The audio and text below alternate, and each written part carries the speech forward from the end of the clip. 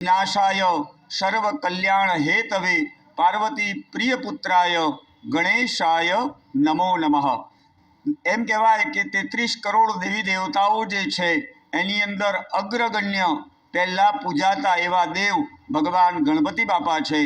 અને આ જ ગણપતિ દરેકને મનની ઈચ્છાઓ પૂર્ણ કરે છે.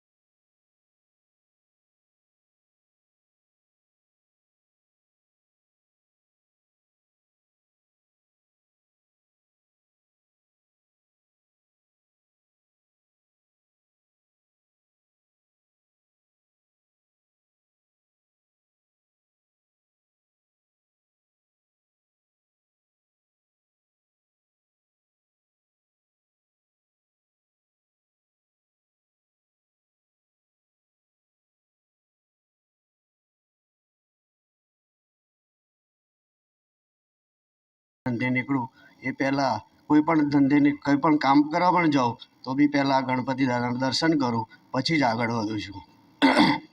અને અહીંયા દર વર્ષે ગણેશ મહોત્સવ સતત 11 દિવસ ચાલે છે અને હરિભક્તો પણ સારી રીતે જોડાય છે અને અહીંના મહારાજ પણ સારી એવી સેવા કરે છે.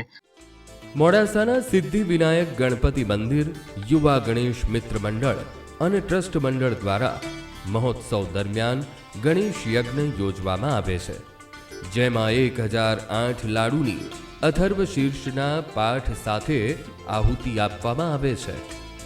મહોત્સવ દરમિયાન ભગવાન ગણપતિનો દૂધ, પંચામૃત તેમજ શેરડીના રસ વડે અભિષેક કરવામાં આવે છે અને મહોત્સવ દરમિયાન ભક્તોની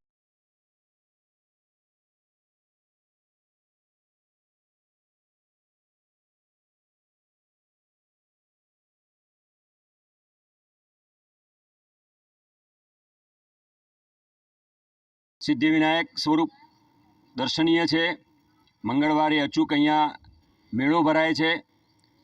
ખૂબ લોકો એનો લાભ લે છે. નાનકડો સંકલ્પ કરે અને ગણપતિ દાદા એની મનોકામના પૂર્ણ કરે છે. આ ગણપતિ દાદા સ્વરૂપ નાનું દેખાય છે, પરંતુ એટલું એમનું વિશાળ હૃદય છે કે દરેક ભક્તોના હૃદયમાં વસેલા છે. આજુબાજુના રહીશો તો કાયમ આવતા જતા 1 ટાઈમ, 2 ટાઈમ, 4 ટાઈમ દર્શન કર્યા વગર આગળ જતા નથી.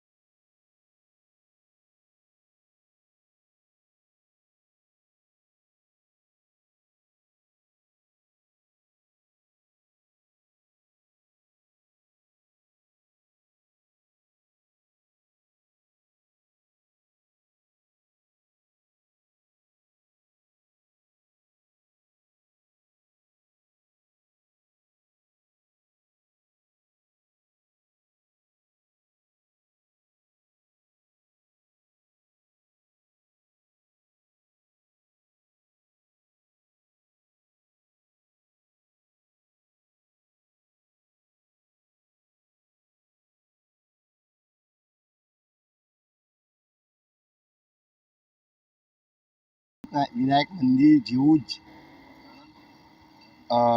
જેનું સ્થાન છે એટલે અહીંયા દર્શનનો લાભ લેવા માટે જ્યારે હું મોડાસા આવું છું મારી પત્ની સાથે મારા પરિવાર સાથે ત્યારે અવશ્ય દર્શન કરું છું અને ગણપતિ દાદા દરેક મનોકામના બી પૂર્ણ કરે છે અને એટલો સંતોષ થાય છે કે જ્યારે આપણે શિવ પાર્વતીના માનીતા પુત્ર એવા ગણેશના સાનિધ્યમાં પણ બેઠા હોઈએ એવું લાગ્યા કરે છે અને બહુ જ આનંદ થાય છે.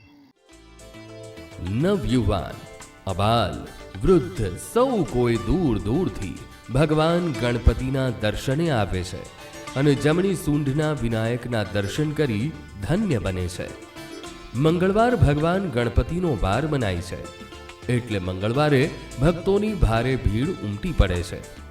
ઘણા ભાવિકો મંગળવારે ચાલતા આવી પોતાની બાધા આખડી પૂર્ણ કરે છે.